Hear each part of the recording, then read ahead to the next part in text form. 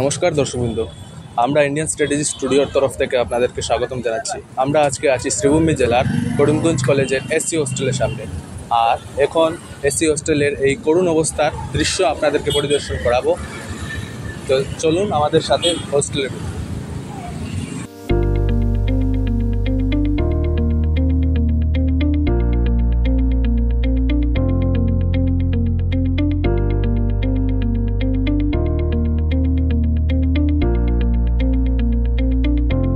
আমরা এখন আপনাদেরকে দেখাতে যাব হোস্টেলের ভিতরের সুবিধা অসুবিধাগুলো সবগুলো আপনাদের সামনে তুলে ধরছি।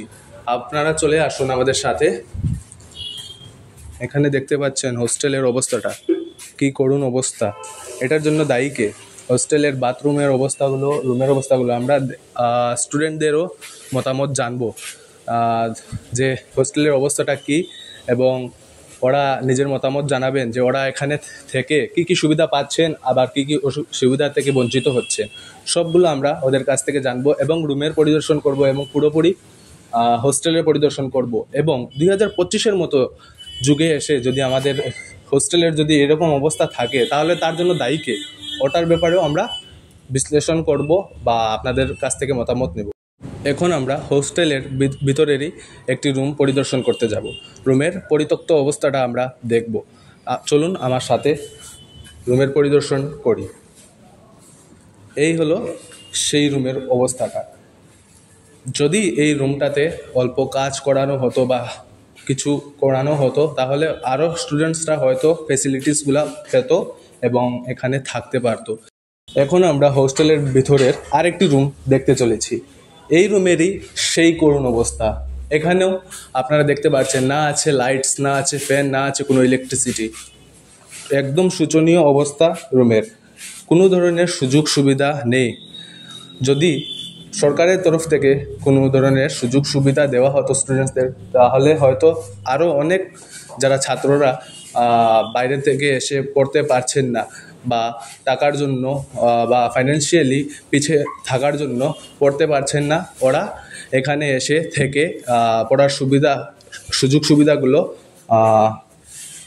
সুবিধাগুলো নিতে পারবেন। কিন্তু আপনারা দেখতে পাচ্ছেন এখানের অবস্থাটা একদম পরিত্যক্ত অবস্থা। মাত্র একটা রুম ভালো রয়েছে, তাও ওটা ভালো বলা যায় না। এসসি হোস্টেলের ভিতরেই আমরা বাথরুমের পরিদর্শন করতে চলেছি। চলুন আমার সাথে, আমরা দেখব বাথরুমের যা শোচনীয় অবস্থাটা।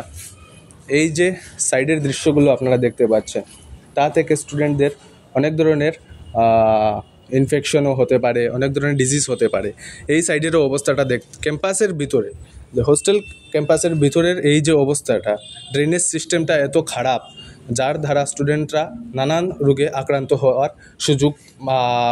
আক্রান্ত হওয়ার চান্সেস বেড়ে যায়। তাছাড়াও আমরা এখন বাথরুম এবং টয়লেটের ভিতরের পরিদর্শন করাবো আপনাদেরকে, যেখানে শুধুমাত্র আমরা স্টুডেন্টের কাছ থেকে শুনেছি যে একটি মাত্র ট্যাপ রয়েছে, যার জন্য ওদের অনেক ধরনের অসুবিধা করতে হয়। এই হচ্ছে সেই বাথরুমের অবস্থা। এখানে ওদের স্নান করতে হয়, শুধুমাত্র একটি ট্যাপ রয়েছে, আর কোনো ধরনের বেসিন বা ট্যাপের ব্যবস্থা রাখা নেই এখানে।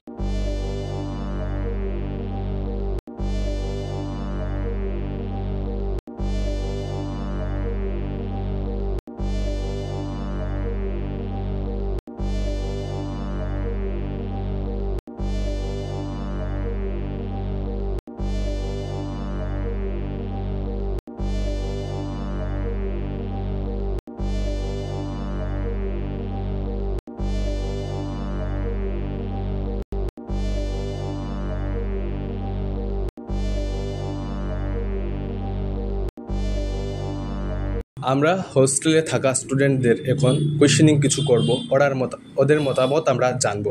চলুন আমার সাথে। দেখতে পাচ্ছেন ওরা এক রুমের ভিতরে বসে আছে এবং ওদের কাছ থেকে আমরা ওদের মতামত জানবো। এখন আমরা কিছু কোয়েশ্চেন করে ছাত্রদের কাছ থেকে ওদের মতামত জানবো। এখানে আপনারা সবাই কি করিমগঞ্জ কলেজের স্টুডেন্ট? হয়। এখন যে কথা বলতে বলতে আমরা ইলেকট্রিসিটি চলে গেছে, মানে এই সব অসুবিধা না সবসময় আপনাদের ফেস করতে হয় নাকি? সব সময় এরকম অসুবিধা হয়? আচ্ছা, রাত্রে পড়াশোনা করতে অসুবিধা হয় নাকি? মানে মসকিটোস বা এইসব যে দুর্গন্ধগুলা, এইসবের প্রবলেম আপনাদের ফেস করতে হয় নাকি? প্রবলেম তো আছে, অনেক মস্কিটো আছে এখানেও, আর দুর্গন্ধ আসে। তো এখানে হোস্টেল ইনচার্জও ভিজিট করে নাই অনেকদিন হয়েছে হয়তো, না? যতটুকু আপনাদের লাগছে আর কি। এটা তো এসসি হোস্টেল, এখানে এসসি বোর্ডের ইনচার্জ বা চেয়ারম্যান কোনোদিন ভিজিট করেছেন নাকি? না, আমরা তো দেখি কোনোদিন দেখেনি। তোমাদের জেনুইন যেগুলি প্রবলেম হচ্ছে ওটা যদি আমাদের সাথে শেয়ার করতে। এখানে তো টয়লেটের ট্যাপের প্রবলেম আছে, টয়লেটে দিলে জল পাওয়া যায় না ঠিক করিয়া, কোনো কোনো সময় মোটরের প্রবলেম করে, মোটরের জল আয় না ঠিক করিয়া। আর এখানে অর্ধেক কাজ হয়েছে না, টাইলস লাগা গেছে, ট্যাপ লাগা গেছে না, এটাই প্রবলেম। আর খাওয়া দাওয়ার জন্য কিছু কিছু অসুবিধা হয় নাকি তোমাদের? খাওয়া দাওয়া সব নিজে বানিয়ে নিজে খাই। নিজে বানিয়ে নিজে খেতে হয়। আর হোস্টেলের ভিতরে এইসব যে সরঞ্জামগুলো তা কি মানে হোস্টেল থেকে প্রোভাইড করা হয়েছিল তোমাদের, কেনা তোমরা নিজে নিজেই ব্যবস্থা অ্যারেঞ্জ করতে হয়েছে ওটা? হোস্টেল থেকে তো খালি ইলেকট্রিসিটি আছে, এটার বিল আমরা নিজে দিই। আর ফ্যান এটা আগের তো নিয়ে আছে, আমরা পার্সোনাল ফ্যানও আনছি। আর বেড সব কিছু আমার নিজের, বেড সিলিন্ডার সব আমার নিজের। হোস্টেল তো শুধু ফ্যান এটা আছে আগের তো। এখানে যে তোমরা থাকছো, ইলেকট্রিসিটির তো ব্যাপারে আমরা জানলাম। তাছাড়া যে খাওয়ার জল বা রেগুলার ইউজিং করার জন্য যে জলগুলা তোমরা ব্যবহার করছো, তার ব্যাপারে তোমরা কি কিছু বলবে? জল তো ফিল্টার না করে খাওয়া যায় না, এটা নর্মাল ট্যাপ থেকে খাওয়া যায় না, ফিল্টার করে খাইলেও একটু একটু প্রবলেম হয়। তোমরা কি কোনো হেলথ ইস্যু ফেস করেছো এখানে আসার পর? ওই জল দিয়ে এখানে নর্মাল জল দিয়ে স্নান করলে স্কিন ডিজিজ হয়ে যাবে মোটামুটি। তাছাড়া আপনি কি কিছু বলবেন? ইলেকট্রিসিটির একটু প্রবলেম আছে, যেরকম আমরা যদি ল্যাপটপ একটা চার্জে লাগাই তাহলে মানে ভোল্টেজটা কম হয়ে যায়, স্লো হয়ে যায়। মতলব ল্যাপটপ চার্জে লাগানোর পরে লাইট ডিম হয়ে যায়, আর ফ্যানটাও স্লো হয়ে যায়। আমরা স্টুডেন্টদের কাছ থেকে শুনেছি যে এখানে রেগুলার ইউজিংয়ের জলেরও অনেক অসুবিধা। তাছাড়া ওরা যদি একটা ল্যাপটপ ইউজ করতে হয়, তা যদি চার্জিংয়ে বসায়, তারপর পুরোপুরি লাইটস কাট হয়ে যায়। মানে এত বাজে অবস্থা হোস্টেলের। কিন্তু কারোর এখনও এই এসসি হোস্টেলের উপরে নজর পড়েনি। এই স্টুডেন্টসগুলা ওরা আরও রয়েছে, ওরা এখন হয়তো কিছুরা পুজোর বন্ধর জন্য ঘরে চলে গেছে, বা কারোর টিউশন ক্লাসেস থাকে, ওরা চলে গেছে। তোমরা এখানে কতজন থাকো টোটাল? 20 জন।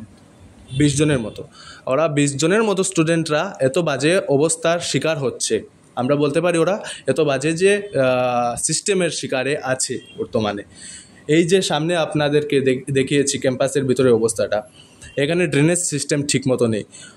অল্প বন্যা বৃষ্টি হলে জল চলে আসে রুমের ভিতরে। তাহলে ওদের অনেক ধরনের হেলথ ইস্যুও হচ্ছে এই এই কন্ডিশনের জন্য। তা আমাদের একটাই প্রশ্ন, যে এইসব কন্ডিশনের জন্য দায়ী কে? সেটাই আমরা কোয়েশ্চেন রাখলাম, আপনাদের সামনে তুলে ধরলাম। এসসি হোস্টেলের পুরোপুরি পুরোপুরি ছবিটা তুলে ধরলাম আপনাদের সামনে। আপনারা কমেন্টে অবশ্যই মতামত জানাবেন যে তার জন্য দায়ীটা কে। ধন্যবাদ।